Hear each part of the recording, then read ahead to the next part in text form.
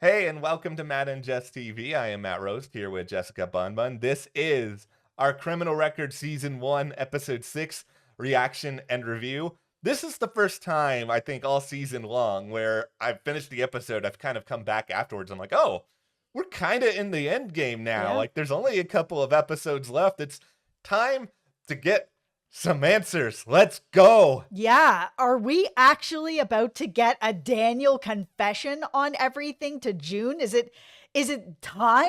I mean, and would he ever actually do this? I mean, she's basically got a smoking gun on him with Yeah. that pen and sort of like leading Errol around. Why would Errol agree to this? I mean, there's still, even if he gives a confession in the next episode, because what a cliffhanger, man. I Like, know. this is the first time this season that they left a cliffhanger like that, where I was just like, I cannot wait until this next episode. I can't wait to see if he's actually going to give this confession or not and how it's all going to come together. So much happened in this episode. Yeah, I'm stoked. Like, this is my favorite episode of the season. Like, it's still Easily. like, I'm still not going to say the show is perfect. Like, I still think it has some flaws, but at the same time, I feel like we had a little bit less of, our much maligned character of June Linker's husband. That I feel like the less we got of that storyline, the better. I think it was a Yeah. little bit more focused. And yeah, I think we have all sorts of interesting theories and ideas to discuss on the heels of this big review. So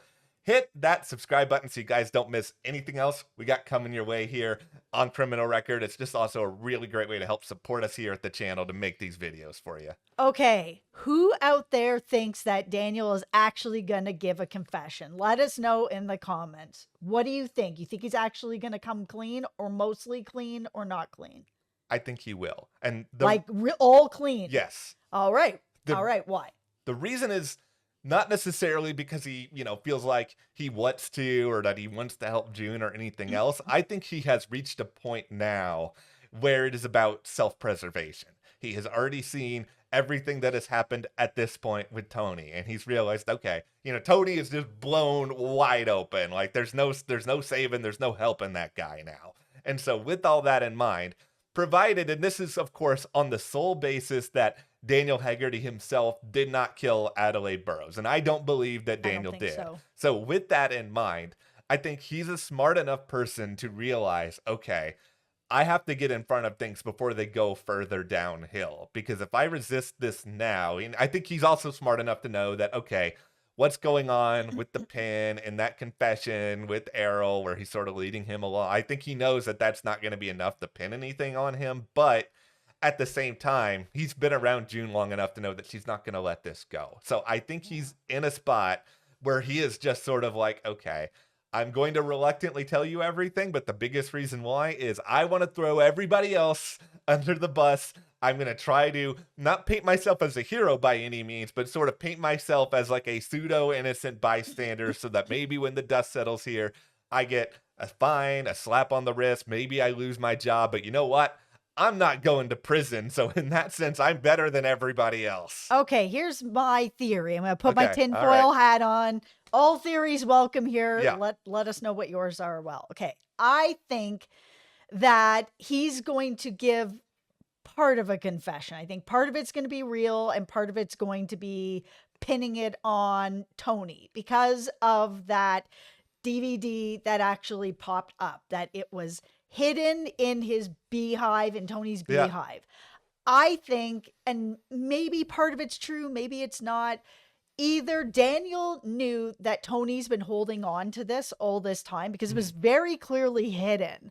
So Yeah. either Tony was holding this over him to be like, hey, you have to keep protecting me because remember, I have that DVD that shows you leading him into this confession. You're pointing at your throat, you're pointing at your chest. He's repeating, pointing at the throat, pointing at the chest. Okay. Yeah. So if Tony has that, either he's been holding it over Daniel all this time and Daniel's like, whatever, no, it just doesn't matter because no one's ever going to come sniffing around. Then comes June because he's still been like over and over again, like, I protect you. I always have your back. Aren't I always here digging you out of trouble no matter what, sort of thing? And maybe that's part of the reason.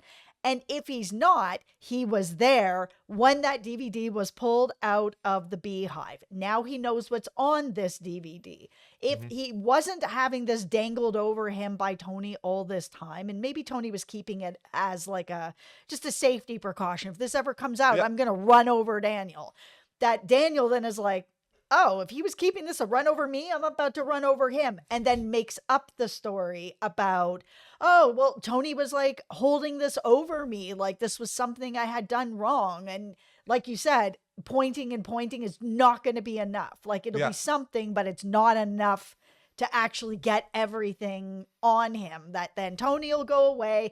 Tony has a bunch of other problems going on Yeah. anyways. He can just throw this extra problem on him. No problem.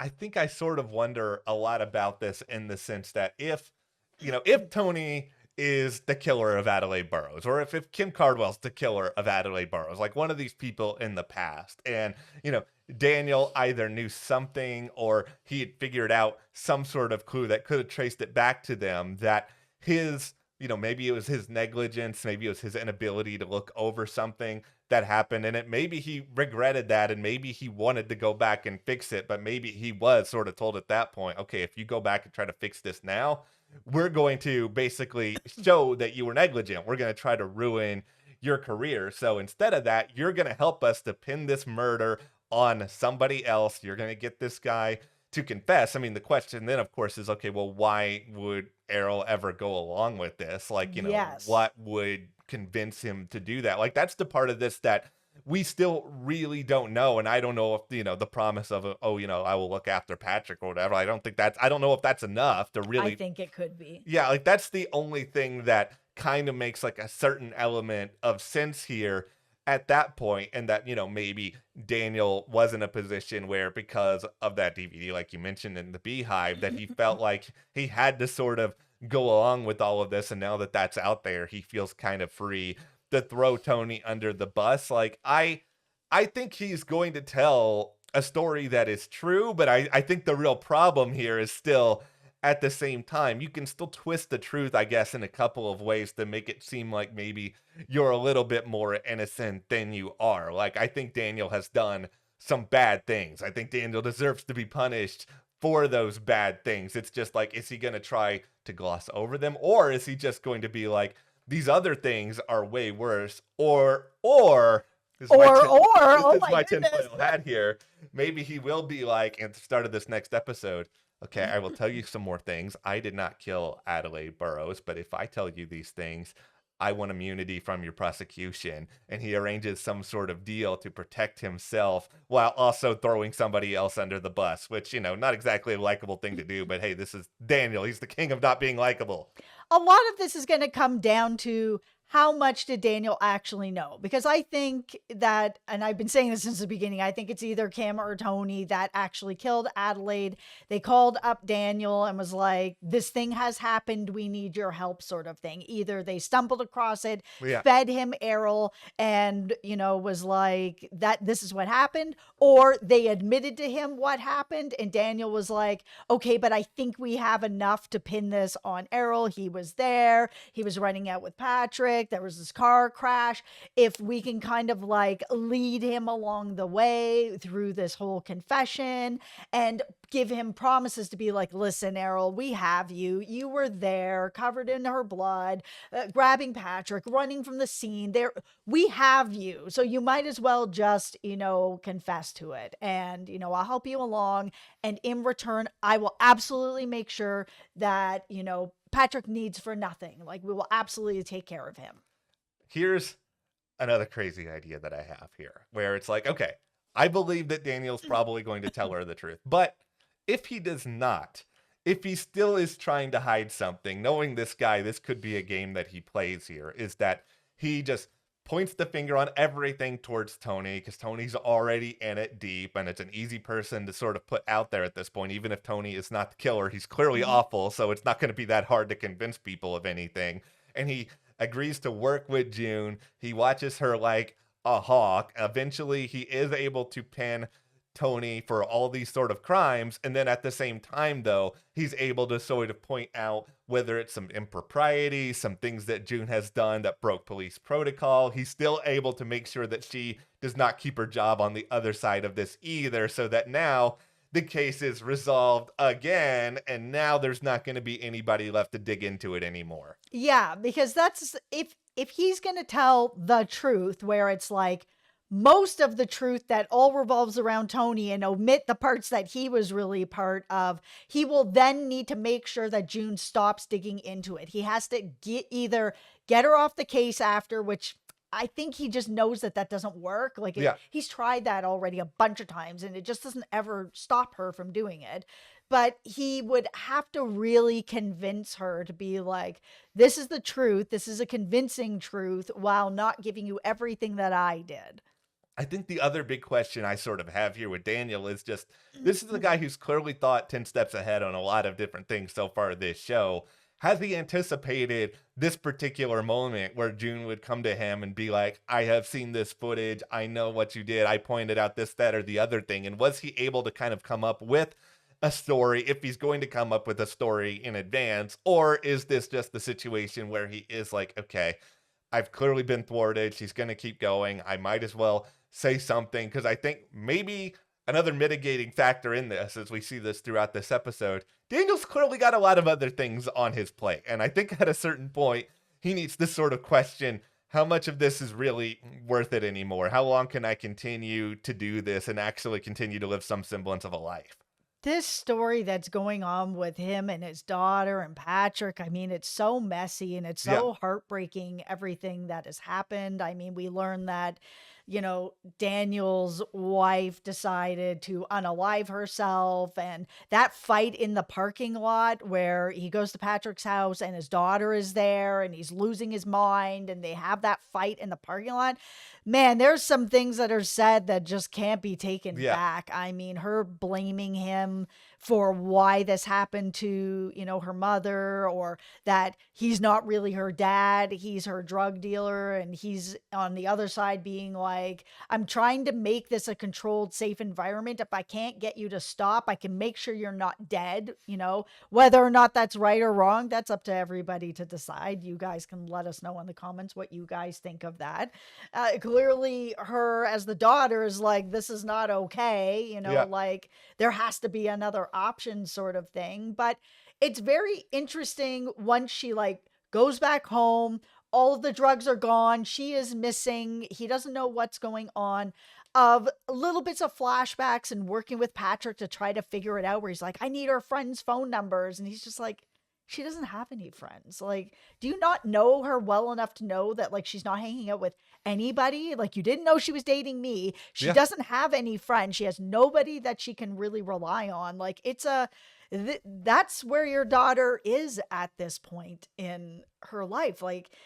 She's able to, he's like, oh, how did this happen between you guys? And we see this scene where, young Patrick's being given money by Daniel to be like, look out for my daughter. Let me know what you see about my daughter, that they've known each other a very long time. It's like, oh, how do you think this happened? This is where I will start by, wearing proudly my giant L from this past episode, where I felt I was very confident in the idea that Daniel and his daughter had this whole arrangement where it was like she was seeing Patrick and compiling information. I'm much happier that I was wrong, because I think the story was still a good theory. It was a good theory, but this is much more compelling to me, because this kind of gives us a much greater emotional sense, because I'm going to try to connect everything that's going on here to everything that happened with Errol and Adelaide a long time ago, where I think all of this is a direct consequence in some ways of what happened, where I think Daniel's a bad person. And Daniel's also somebody who I think has harbored a lot of guilt. Not enough guilt where he's actually done something about it, but he's harbored some guilt over this to the point where he has looked after Patrick. But I think this case, and maybe some other cases he's worked on, we don't have the full picture of his career, but it's I think this case has sort of weighed on him. It haunts him. I think it's caused him to be more insular, to not really think that much about the people who are around him. And there's a really grand irony here, that somebody who can think 10 steps ahead when it comes to, somebody potentially putting his career in jeopardy, he's not even thinking one step ahead. when it comes to his daughter. Like, he's missing all of these sort of clear things that are right in front of him. I mean, to the point where he thinks that, supplying his daughter and her having a safe place where she can use is like the best solution here. And I'm not a parent. I've never been in this situation. So it's hard for me to be like, okay, what's the right or wrong situation here? But for him in this particular spot, it feels like, he is just so exhausted and so clueless as to what actually to do that he hasn't even really had the ability to see a lot of other options. He's just sort of thought of, okay, this is the one that's in front of me. I have connections. This is what I can do to make it happen. But I just think his inability to sort of relate to or understand what's going on here is kind of just tied directly to the idea that his entire life has been about these cases, and the fact that he's done some of the things that he's done, it's taken up so much space in his head. Let's talk about poor Doris. I We've know. lost Doris in this episode, which, was really heartbreaking. I mean, Yeah. she's really been the biggest person behind pushing for Errol's innocence, to get him out of jail, to like reverse the ruling, to find any evidence she can to prove his innocence. She was never going to stop trying to find a way to get him out. And she was getting closer and closer to stuff. There's the Carla phone call Yeah. that, you know, for her revealed that there is somebody else out there that is taking claim of this murder, that it is absolutely not Errol. And she's continuing to like dig as much as she can. She sees that Letitia is outside her place, sleeping in her car, really wants to like, make amends. And eventually Doris brings her in and they have the talk where she's like, this is why I did what I did. I did this for Tony because I was able to actually get a place. He's taken that away from me. Now I live in my car again. Like this is why this happened. But, I don't know how else to help except to kind of give you the information that I have, which is that the person that's behind this is Tony. This entire storyline is just so unbelievably tragic, and it's really hard to watch because it reflects exactly some of the things that Errol himself has been kind of talking about, where Errol doesn't want to have hope anymore. Like, this is a real struggle, and I can only I can't relate to it because I've never been in that situation, but like I can't even imagine this idea of like, you've been locked up for so long. You have all these people kind of constantly coming to you, being like, okay, this is going to be the chance. This is going to be the chance. But I think he might realize somewhere inside that, okay, this is a chance to get him out of there. But I think he also wants, his family, his loved ones to kind of move on with their lives and live and find some element of happiness so that they're not kind of consumed with a lot of the feelings that he is. And yet, here is Doris, somebody who obviously loves him unconditionally, who is willing to do whatever she could to get him out. And ultimately, she's dead now because of a confrontation that she had as a result of the case, where I can't imagine what that's going to feel like for Errol. Because, yeah, there's a good chance Errol's going to get out of prison at the end of this season. And I feel Oh, like I hope so. I feel like he's going to. I think with all like the tragedy and everything else that this show is doing, they're going to give us something resembling a win. But even with this, it's hard to have a big celebratory win over this because justice may be served. But here is, this woman who ends up getting caught ultimately as a consequence of these very bad people. And it's a death that did not need to happen, that should not have happened. And it's really, really hard and really dark to watch it. But that's the story that they're telling. This is one of very bad people who are trying to keep the past from being exposed. Yeah, I mean the problem is just that I don't think Doris knew what to do with the information. Who does she Yeah. trust? Because, she doesn't feel like she can really trust going to the police for obvious reasons of like, Yeah. the police are the people that put her son in jail in the first place, even though he was innocent. It's just like, she had this trust with Letitia and Letitia betrayed her. So it's just kind of like, I think she feels like she was just on her own and like, yeah, June's around, but she just met June. Sonya's around, but is Sonya going to be able to do anything with this? I feel like Doris felt like she had no other choice Yeah. but to just go to Tony's house and be like, how could you? Like, how do you live with yourself by doing something like this? And I think for her, it's the daytime, there's tons Yeah. of people out, nothing bad is going to happen to her. And then this happens where he runs her down, tries to get away, but like luckily all the neighbors come out and they're Yeah. like, no, bruh, you're going in. Like, you're not going to be allowed to get out of the car. It's just such a hard situation for somebody like her to have been in where, even if you have people, like Sonia, I'm not saying Sonia is one of these people, but there are people out there who kind of come up to, families who have people who are in prison and they're like, I'll help you, but they're doing it often with their own motives, or it's just like, this will further my career. Yeah, sure, it'll make you happy, but like it It really is a job. it's a job, and it's so much about, trust. Who is there for at least somewhat of the right reason? And I think Sonia is, and I think there's some other people who clearly do want to help Doris, but at the end of the day, there's just been so much trust that's been broken there. Like, this is going to, I think, lead to some really, really harsh stuff over the next couple of episodes. I just hope there are a couple of interesting twists when it comes to why Daniel has been doing some of what he has. This episode ended in a really, really strong way, so let's come on, guys. Let's end this in a great way that actually has us coming out of this feeling mostly good about what it is we saw. I cannot wait for this next episode. I am so curious to hear what Daniel's actually going to say. Come on, Daniel. Just do it. I still hope you go to prison, but just like, I hope that there's some do sort it and go to prison. That's right. Okay, all right. Well, thank you guys for watching this review. Also, be sure to hit that subscribe button. You can click on that button right there if you want to watch our most recent criminal record review. Also, thank you to our patrons. You can join our Patreon. We have a link in the description below that has all sorts of exclusive content over there, and we'll see you guys here next time.